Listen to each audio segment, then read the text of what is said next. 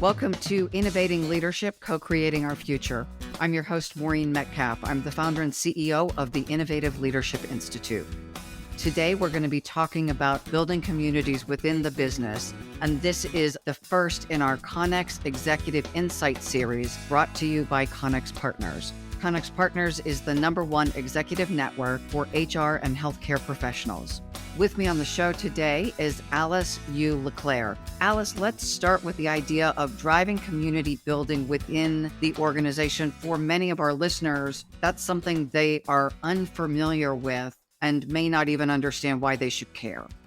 Right. When we talk about community, in my opinion, and this is just my opinion, community can be built up from multiple foundations.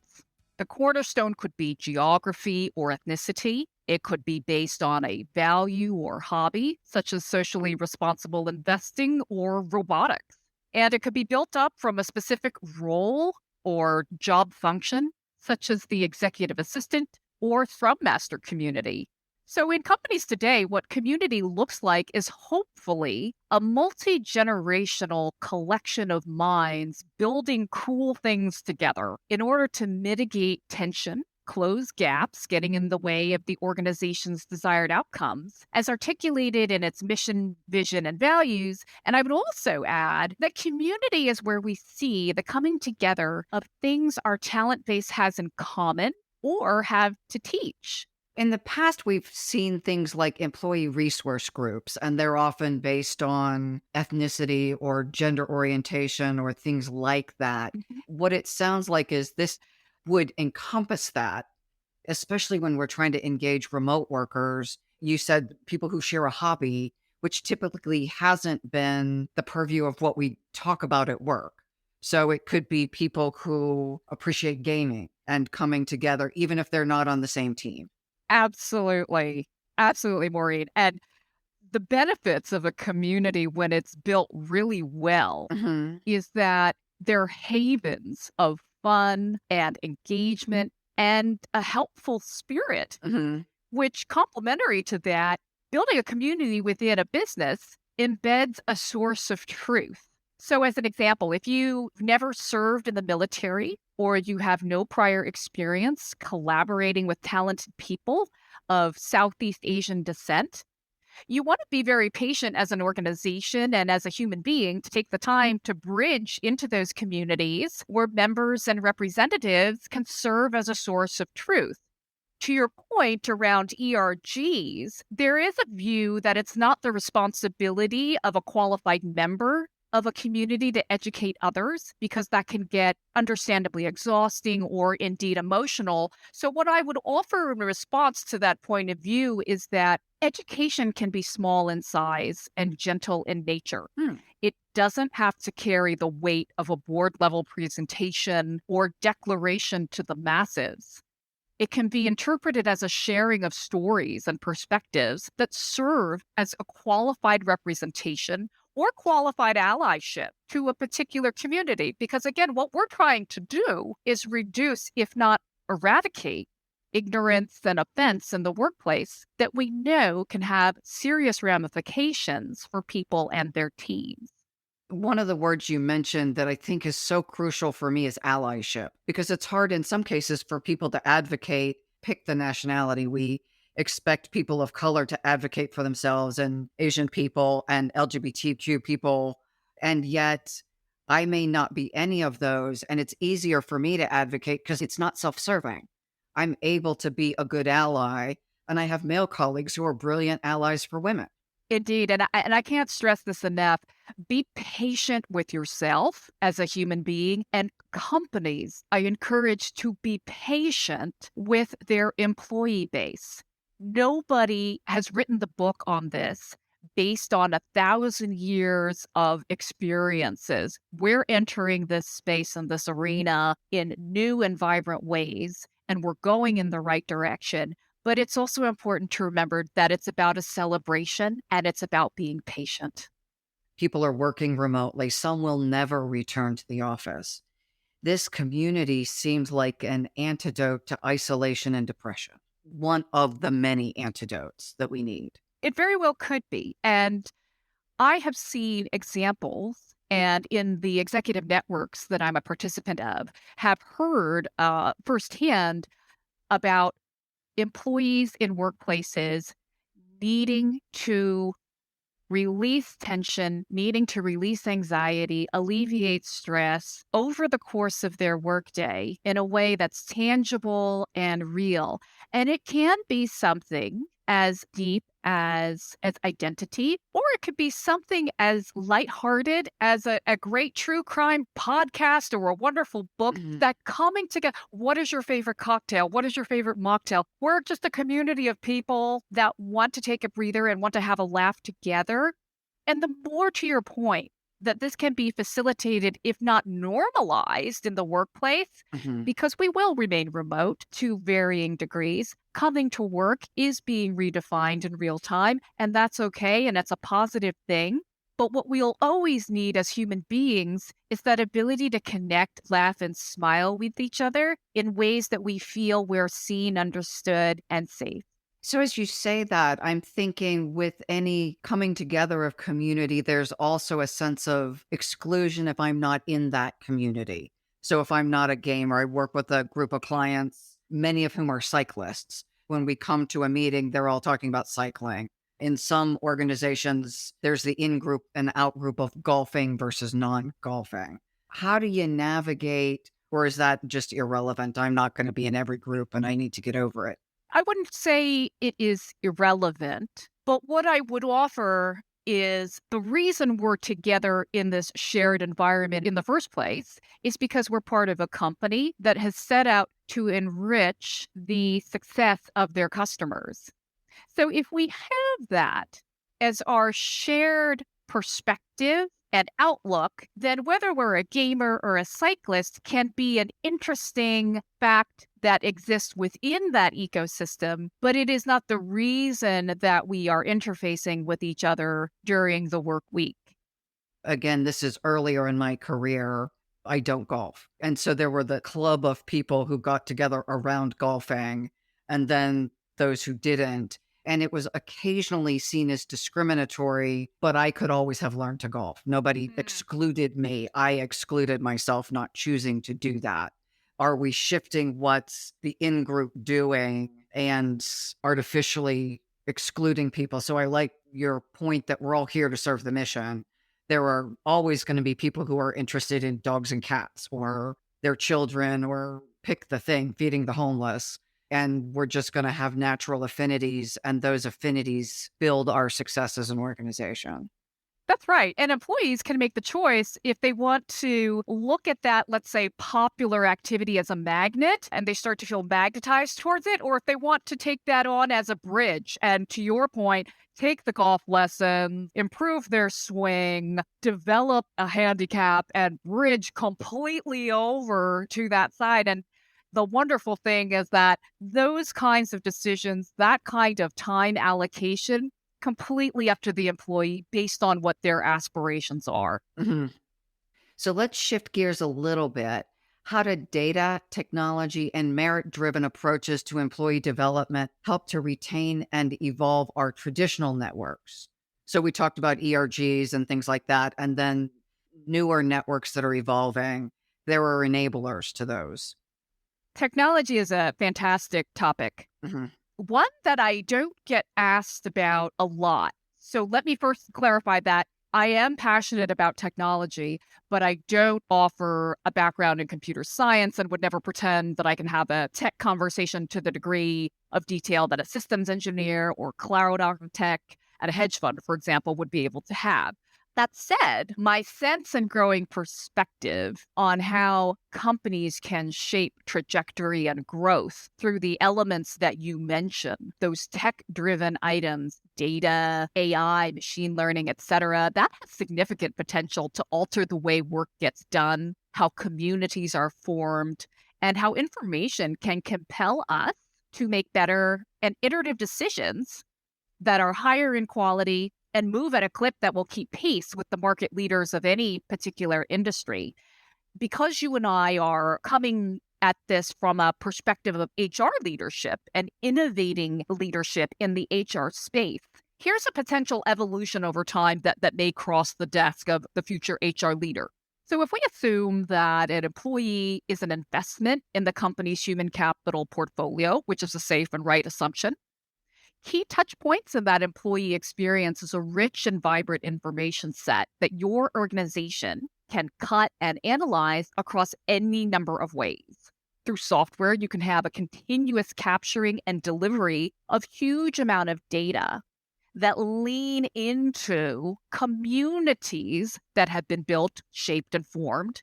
And that data continues to get processed dynamically, which you then query and drop into your intuitive data visualization API that wields a significant degree of power, because being able to visualize what is going on with your talent base versus talking people into the ground about it or dumping a raw data set into their lap and putting the onus on them to use their imagination, it's a completely different experience from seeing a heavily, densely populated quadrant of colorful dots that, let's say, just so happens to be the very quadrant you don't want to see heavily populated. Because maybe that quadrant represents employees who find the company's strategy incomprehensible, or who do not believe the company displays an inclusive culture, or who in the last 6 months have contemplated leaving due to being bullied by their manager. So this visualization tool, this tech capability, is a lever of key insight that when you pair that with AI technology, you can design some math and logic to obtain new information sets and empower different communities in your organization with a data-backed view. So to get even more geeky about it, you then can potentially craft the training of machines to learn from the AI where positive, neutral, and negative attitudes expressed in the text get aligned with best-in-class recommendations and your cause and effect relationships. And then you're potentially starting to predict what things and effects a sentiment turnaround among these communities can have on your organization. You can look to a hungry machine to power through those human capital quantitative analytics to measure and model the return on investments you've made in your people for your people who are part of communities. And we're going to continue to see that shaped and formed and driven in more and more tech-enabled, tech-driven ways as HR leaders. That train has left the station. Actually, I should be more that rocket ship has left the planet and we're on that ride as HR leaders. I love this topic and we don't talk about it often. The questions you talked about, are those based on surveys or is it scraping all of the communication that people are having through email and Teams and Yammer and whatever, and then the AI analyzes it? So you're not waiting for an employee survey. Every day the AI is scraping and assessing. All of that and then some. So if we think about data as a compass, we take that compass to our team, any team, finance team, HR team, product team, whatever team you're part of, whatever community you affiliate with, you can then challenge yourself to establish a really compelling narrative validated by multiple data sources. And I should emphasize that not everything has to go out with a bang from these data discoveries. It's more than acceptable to design and launch a pilot or a beta to get some early temperature checks so that you pivot as needed.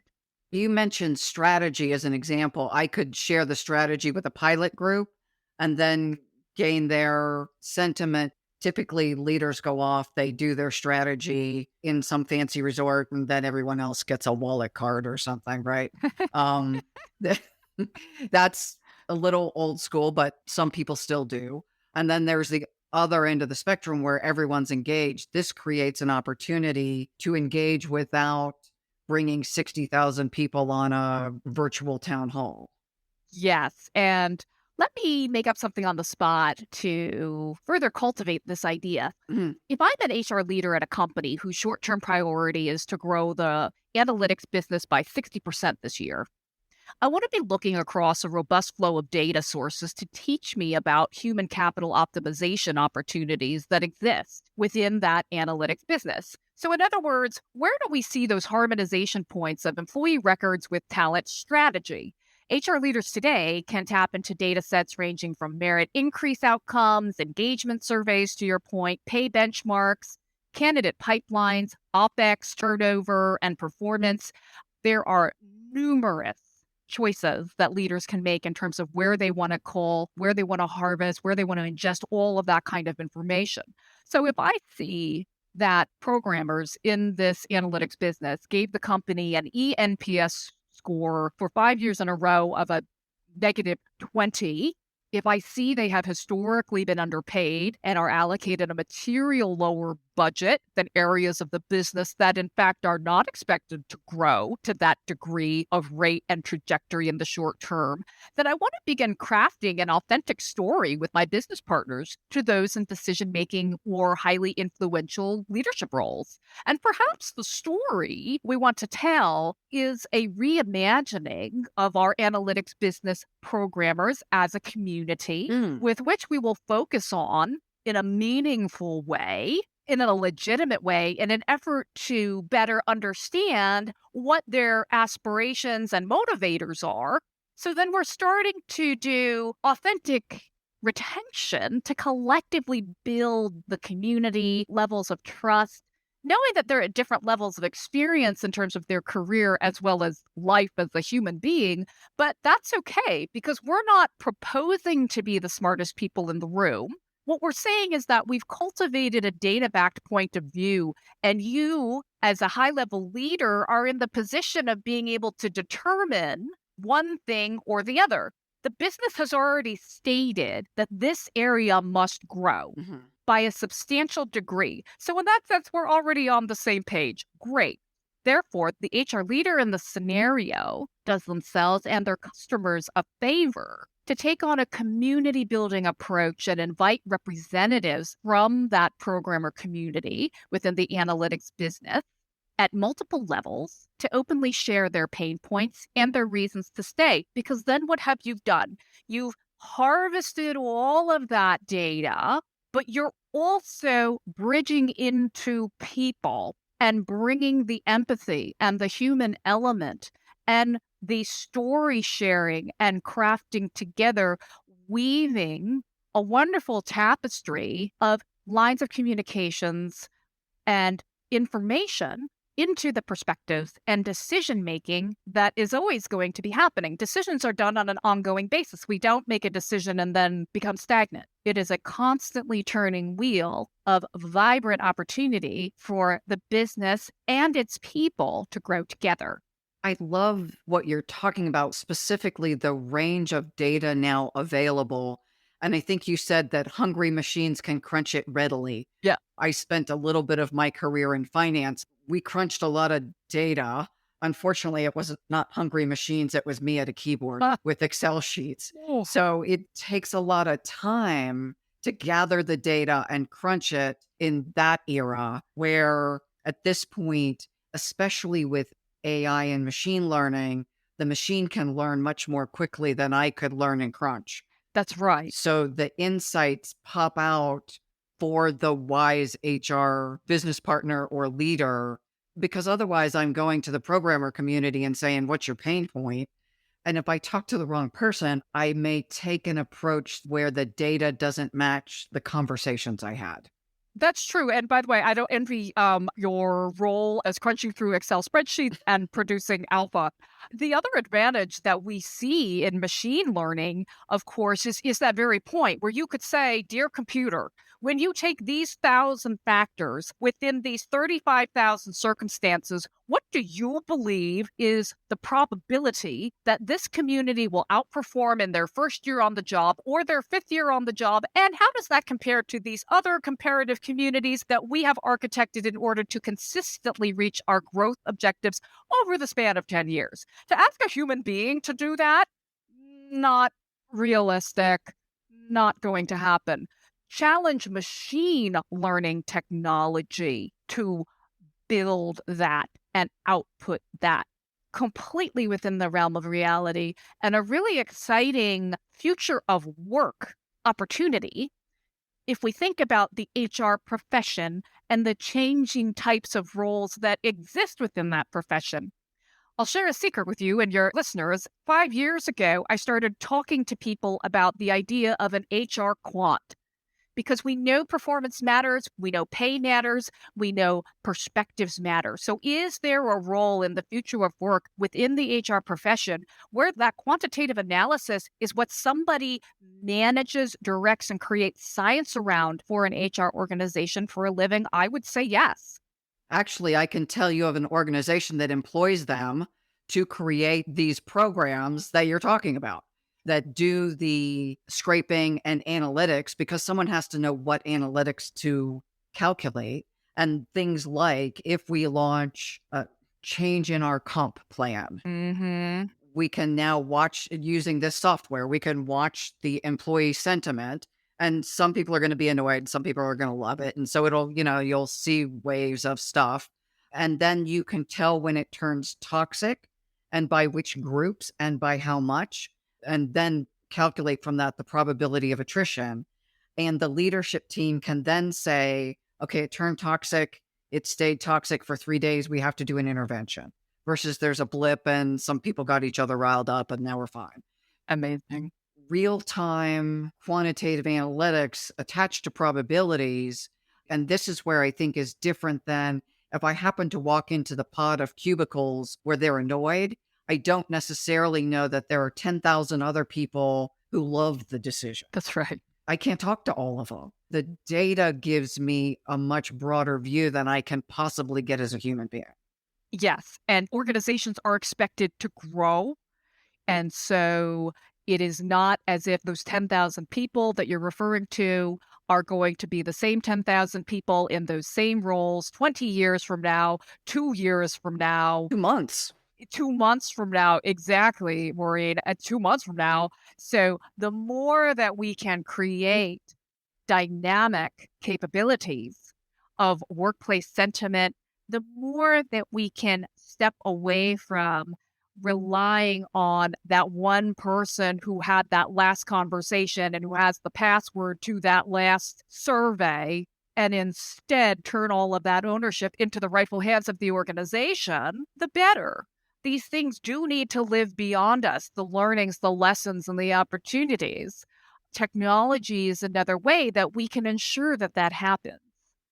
I love that we are pairing leading edge technology with super smart HR leaders and really, one, liberating the HR leader from all of the administrative burden. Yeah. I know that machines can't solve the problem that I've got 5 people in my office and they all have a different point of view. It is left to me to figure it out. But data certainly helps. Yes, it does. And as we continue to be more harmonized as a global community that works together, it may be that those 5 differing points of view are what gives you as a leader that competitive advantage, because you will have that much better and more robust of an understanding of the world. And what is the world? The world is your customers. The world is your shareholders. The world is your candidates. The world is your social media followers. The world is everybody that we want in this shared journey of trying to become better and grow smarter. And that is something where I think as leaders, we wouldn't have seen as a competitive advantage not that long ago. 5 people who disagree with each other because they come from 5 completely different perspectives. Oh, no, thank you. But in this era, and in the future of work, for somebody like me, that's a potential cause for a huge celebration, because now we have that much more insight and intelligence that we can use to stay on the front foot and that much more ahead of the competition because of those differing points of view. As you say that, I think of multi-generational workplaces. You've talked about the range of stakeholders that we're now responsible to that I, as a traditional business leader, probably didn't care about. Somebody said something on Twitter and so what? Now I actually have to care, especially when we as leaders are all competing for talent. The reputation and what Glassdoor says or other things, I have to care about. Yes. Anybody who is still not convinced that strong and differing points of view come in real time, let me invite them to read online commentary in response to just about anything. We have loud voices and we have strong opinions and we have mechanisms to relay those in dynamic ways. And so I like how you've articulated the caring side of that. Because what you didn't say is, I need to take a sledgehammer to everything that I'm doing because of what I read online. What you said is, I need to care about this because that tells me that you as a leader, you're listening to what those online commentary and what those tweets are saying. You're not jumping into action and trying to solve everything all at once and going into panic mode, but you're listening. And when people post, that is a large part of the spirit of which, for the authentic posters, that they're going for. They want to feel heard. They want to know that leadership is listening. And they are hoping that based on what they've shared, based on that listening, that change can be affected. The role of HR has changed, and we're talking about from a tech side, there are issues with workplace depression that we would send those off to EAP. They're just a range of issues now as the world's getting more complex, as we've got COVID, as we've got people vaxxing and anti-vaxxing and masking and anti-masking and all of the stuff. Where does the role of the HR leader start and where does it end? Or does it have no end? That's a great question. I think the role of the HR leader is a mix of culture champion, values, trustee, influencer, collaborator to normalize participation in a community. So, to the degree that we can craft the workplace being where you not only deliver to your company's goals, but it's also a place where you demonstrate right values and behaviors, and it's where you lean on and in to your community of choice, be they gamers, be they golfers, be they Star Trek fans, be they people who come from China or Gambia, your community of choice to keep yourself refreshed and grounded. And the more that sense of community is normalized within the culture and within the values that complement performance within a company, we would never say that that is a cure in the clinical sense, in the medical sense. But what we could offer is that it is a well-being practice and or an opportunity for personal development to become an active participant and lean into your community of choice in the workplace. You know, as you say that, what comes to mind is the Gallup research about best friend at work. And if I have a best friend at work, the probability of being engaged is much higher. I think the statistic is if I don't have a best friend at work, my probability of being engaged is like 8%. I may not have a best friend in my department, just may not work out that way.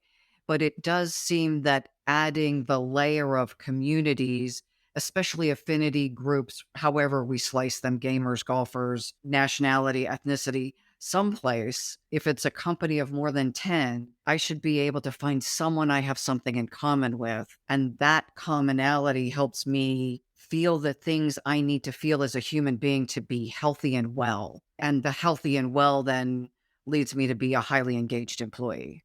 And the other love about community within the workplace is it can be tethered right back to the work itself, where you have a community of people who want to come together and brainstorm about a new functionality or feature embedded within the UX UI experience. And you've been contemplating and thinking about it and whiteboarding about, well, let's create a community on what might be a really great thing to chase after.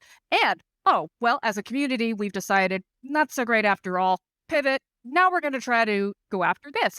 Whether it is a best friend at work or that community of friends at work that gives us the energy as well as the rest, the physical, mental rest while we're at work, because we spend a lot of time at work, then all the more reason to lean into that and embrace that where and as you're able to. So there are some really interesting programs that I've heard about or been part of within companies to help embed this.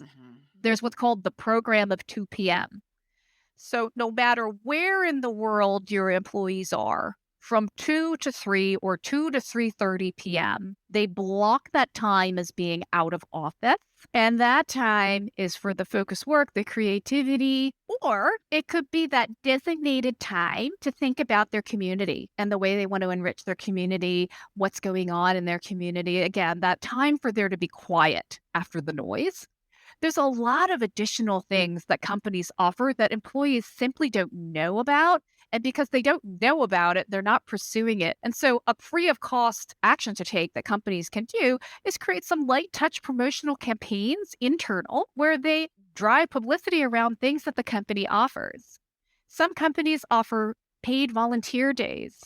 Some companies offer 1 day a month where there are to be no meetings. The end. On the last Friday of every month, there are to be no meetings. A little bit different if it's an emergency with an external customer. There's always going to be that sub-bullet point. We understand that. But generally speaking, the principle you're going through there is this unified. And then what's happening? Then your entire company is a community enveloping a shared practice whereby that last Friday of the month, it's a meeting-free day. And nobody has to spend 11 hours in the same posture looking into that video camera and trying to keep their shoulders and their hip flexors in a good, healthy spot. I would love to see a day with no email. The idea that my email box could be empty, or at least that I could work it through and have nothing land in it for 24 hours would be such a gift. Well, Maureen, they say be careful what you wish for. So what would you think to a world where all those emails are replaced with TikToks from your coworkers? Yeah, that not. No, I will not invite my coworkers to start sending me TikToks. You heard it here. Don't do that. Coworkers of Maureen. So we've been talking about then the traditional roles of HR. Where do they stop? Where do they start? You've got some interesting ideas on the way experience can shape the fortunes of a company. What roles do data visualization and even AI and learning create in these community experiences, especially in areas like recruitment? We talked about the AI and employee sentiment, and my understanding from at least one company that does this is that can drive a significant bottom line impact. We haven't talked about using it for recruiting.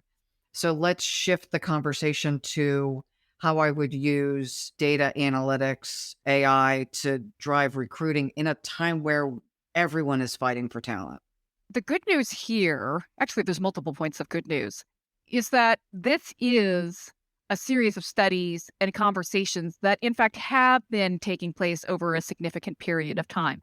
And so we have facts and figures that teach us about the cost implications of bad hiring decisions, or maybe what we would instead call it our unfortunate hiring decisions. We also know from pure math that in revenue generating roles, if those chairs are empty, then you don't have somebody marketing the products, building the products, selling the products, deploying the products, onboarding the customer onto that product. And so that too is a recruitment-driven, math-proved issue for an organization.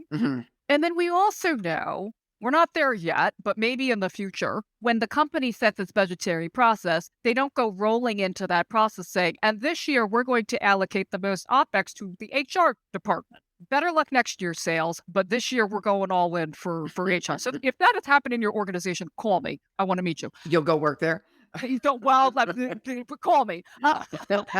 So where we can, as HR leaders, leverage technology to drive the results at scale that are expected, required, and asked of us in real time, technology, in terms of AI, that is a tremendous opportunity and should absolutely be something that we go in with both feet and both hands and all of our being, because that machine, which is part of that artificial intelligence, powering through the human capital analytics to measure out the probability of active return on the investment we're making. And by investment, that could be investment of time with a particular candidate, or that could be the literal investment in terms of what we are spending on this particular person to solve the problem that we as an organization have identified we can't do in-house. We must go to market, that is the hiring market, in order to solve this problem for us. And that can, as we all know, get very expensive very quickly.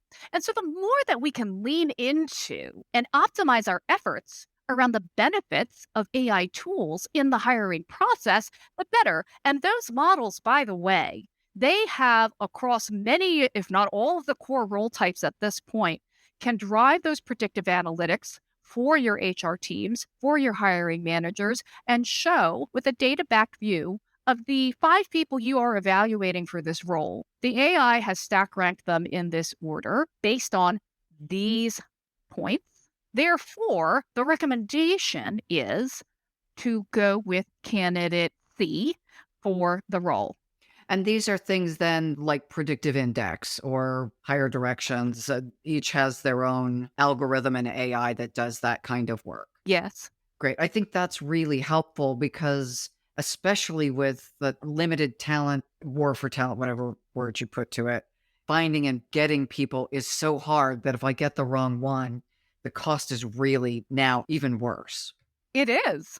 Just as there's a crazy competition for products and the digitization of how we live our daily lives, there is intense competition for talent in terms of the way that we operate, perform, and achieve as a company. And we see more and more in the data and in the results that those top performers, they are driving a significant share of that result.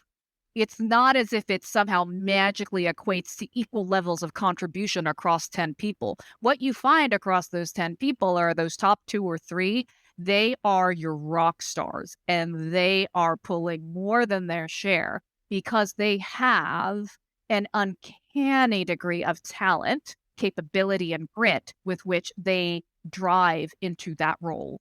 So kind of the basic 80-20 rule, I'm going to have top performers that really do drive results. And then I'm going to have the rest of the group who are still good. That's right. So let's shift gears just a little bit. Let's zoom in from the macro of community development and analytics down to the micro. What programs or strategies do you think are most effective at giving individuals the personal support they need to keep going amidst all of the challenges that we're facing? The isolation, the challenges with childcare when schools are closed, especially given that HR itself isn't the mental health department, you're the HR department, but folks struggling, I assume, often come to HR. Yes. There is a really profound conversation happening in the HR industry where we have asked ourselves, how did the plot point become when you need people to change their opinion and their behavior, call HR? Leave the manager alone or the manager's manager alone because they're busy and they're not as interested. It's HR's job and responsibility to change the way this person thinks, to like what they currently don't like, to do what they're currently not doing. Now, I will say HR can consult and offer solutions. They can facilitate dialogue, and they can provide really positive practices around coaching, around upskilling, tools and resources. There's a wealth of things that your HR leader can provide and partner with you on. But let's not forget that human beings are flawed.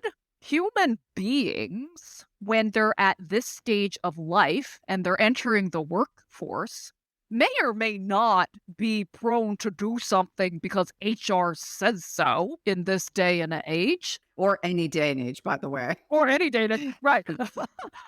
And honestly, have we taken the step back and really gotten to the heartbeat of what the issue is? No? All right. Well, then let's work on that together. Hmm. So you're a leader that's based in London. You've got somebody on your team based in California. When you start your day at GMT 8 a.m., and you're asking that team member to join the weekly meeting series and they're in California and they are calling HR, what HR says to that is, let me help facilitate a conversation. I'm not going to be the turnkey, but what I'm going to do is I'm going to elevate some perspectives. I'm going to facilitate a mature dialogue. And I'm going to encourage the two of you to go point to point on learning and realizing together what the smart solution is to this issue. I may, as an individual, say, I would never do that. But this is not about me. It's not about what I would or would not do as Alice Yoo LeClair. This is about a teaching opportunity. It's about a conversation opportunity, and it's about a growing together opportunity for people who are important members of the business. It also sounds like there is a leadership opportunity. And I think of this conversations about how people feel about performance appraisals and the idea that I, as an employee, don't like them. They're uncomfortable. And part of the reason they're uncomfortable is because some leaders, maybe many leaders, depending on the organization, don't do them well. So is it that we're just going to stop giving people feedback, or are we going to help create processes that are more supportive and generative, and that employees can have the psychological safety to hear both the positive comments, but also the growth opportunities? Because in some ways, it seems like we are hearing the feedback that some of these processes are painful, but we're not addressing the gap in leadership skills in some cases. That's right. And when it comes to reviewing someone's performance, the framework that we should all try to cultivate in our business relationships is a backing into instead of a processing of. So if we know that 90 days from now, we're going to have a focused conversation with everybody on their team on how the past 90 days went. At the start of that 90 days, we want to over-communicate with those team members in terms of the shared expectations, the shared understandings, the shared line of sight that we have, so that 90 days from now, people are not in a state of shock. What do you mean that was what you expected from me? Or what do you mean you didn't know that was going to be a crucial milestone in this program? And that kind of dialogue, constructed either through a formal review process or through knowing that every 90 days, the culture of your team that you lead is there's a focused conversation on how things are going, almost doesn't matter because you're creating that shared understanding and set of expectations so that there's less and less chance for someone to be in a state of shock, regardless of which side of the webcam that they're on. Mm-hmm. And the reason I bring this up is it was an example of some leaders are brilliant at this and other people look to HR to give the feedback. Like, oh, Alice, can you give these 6 people their feedback? No, I don't manage them. I don't see them on a regular basis. I'm not sure how I would do that. Well, can the HR business partner do it? No. Yeah. My sense is that in some cases, HR is being asked to do things to fill the gap where leaders are just not well enough prepared. I would agree with that sense. I would also say that when people become leaders of people, they've achieved that career milestone in any number of ways for any number of reasons. And when they step into that role, they're equipped with not the same graduate certificate from the Here's How to Be a Tremendous Leader of People Institute. Mm-hmm. They're coming at it from any number of stories.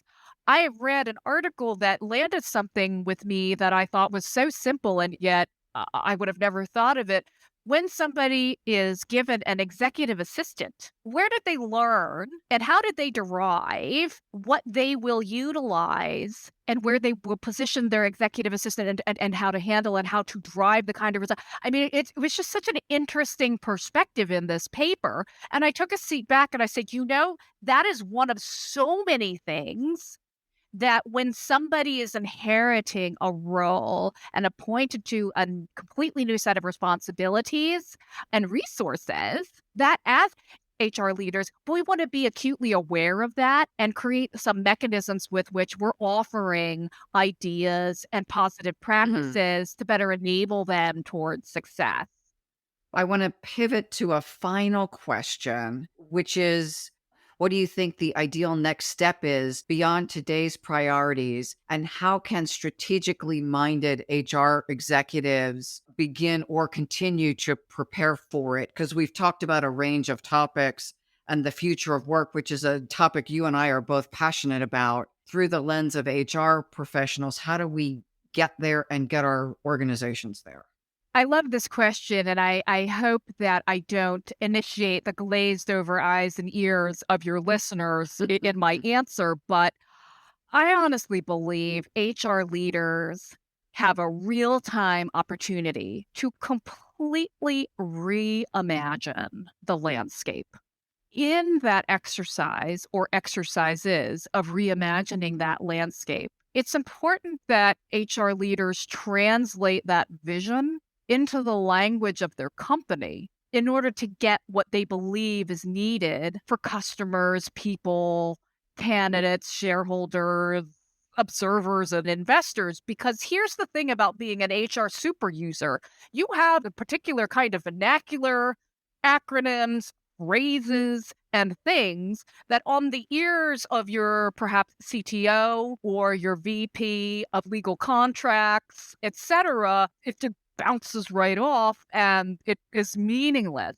So that's the second part of this opportunity. Once you've done the wonderful work of reimagining and repainting that landscape, it does need to go through a translation service for the benefit of your company and your ability to influence that, because we owe it to ourselves to reimagine HR leadership as product design, solution sales, entrepreneurialism, and growth and value driving partnerships with people all across the business to generate that collective success.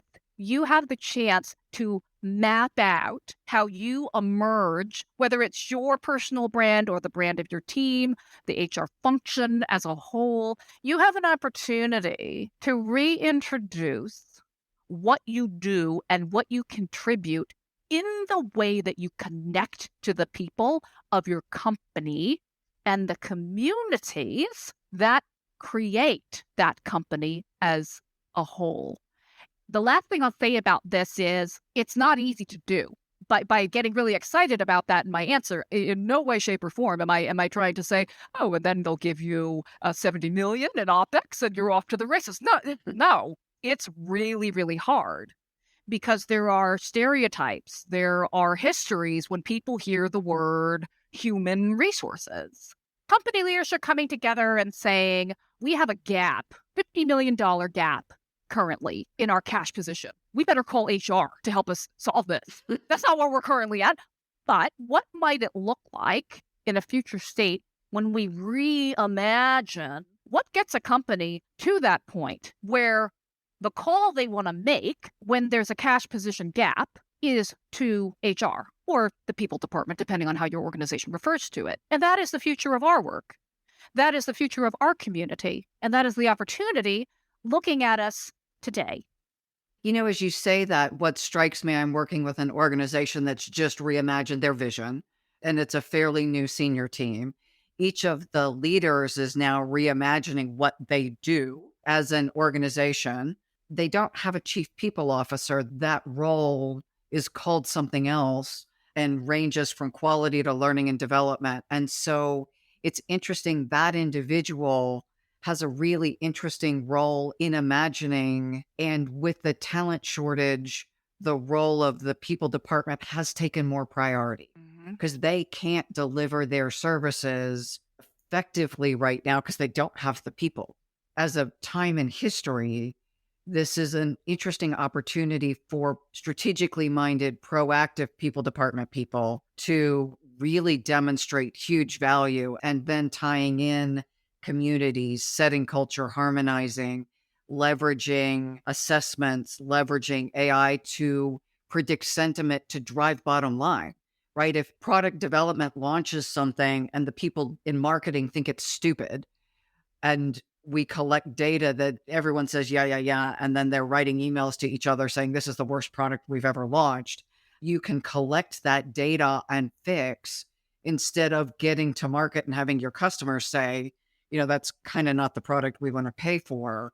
Some of these things now come out of the people department that just weren't possible even 2 or 3 years ago. The rapidity of which things are changing is both interesting and auspicious. I am all in terms of the excitement and the optimism.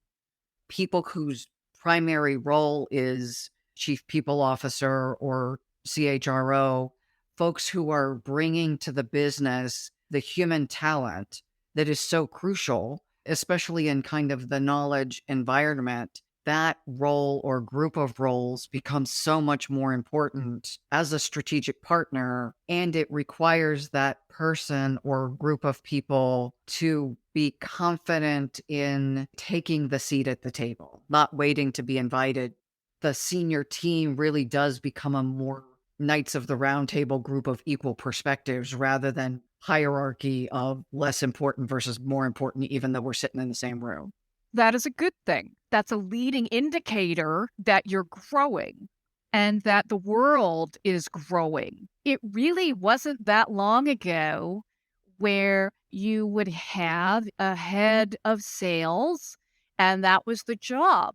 We now have chief revenue officers because of growth, because of innovation, because of innovative leadership, because of that round table of perspectives, experiences, knowledge, harmonizing into data sets, collectively building those stories together of your opportunity, of your risks, of your competitive landscape, your addressable markets, of the sentiment that has been garnered from online. So it will be very interesting 2 generations from now. What are these roles doing? What are they expected to achieve in a single performance year? What is the hope for that role over a 3-year period of time? We'll continue to see how it evolves, and it will no doubt be very, very interesting. In the perfect world, what would you love to see in 2023? You mean beyond a budget of $7 billion for OPEX? Yeah, that one. But beyond $7 billion in OPEX for the HR executive in 2023, I would love them to push and pull between patience and urgency and develop their commercial acumen to the degree needed to influence into getting what they truly believe the organization needs to thrive, to grow, and to remain competitive, and to catch the eye of investors, and to drive really great experiences for their people.